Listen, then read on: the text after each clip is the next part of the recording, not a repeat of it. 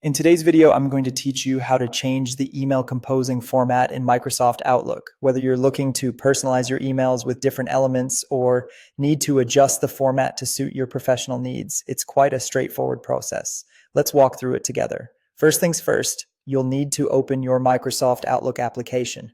Once you've done that, the very first step to finding the email composing format options is to click on the settings icon.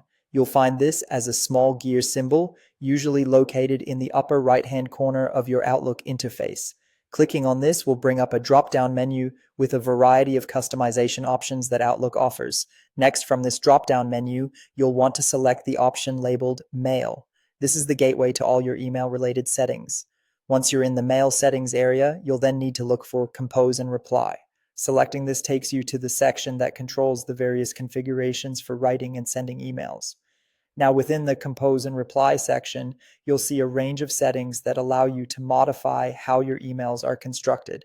But to change the format of your emails, focus on the drop-down menu that directly addresses message format. Here, Microsoft Outlook provides you with two main choices: HTML and plain text. You can select HTML if you prefer using a richer text format that supports images, colors, and text formatting. On the other hand, if your needs are more straightforward or if your recipients require it, you might opt for plain text, which strips away any complex formatting but can be more universally compatible. After selecting your preferred format, make sure to save your changes. Any emails you compose from that moment forward will adhere to the new format you've chosen. It's a great way to ensure consistency and professionalism in your communications, whether they're personal or business related. A small tip as we wrap up: remember to periodically review these settings.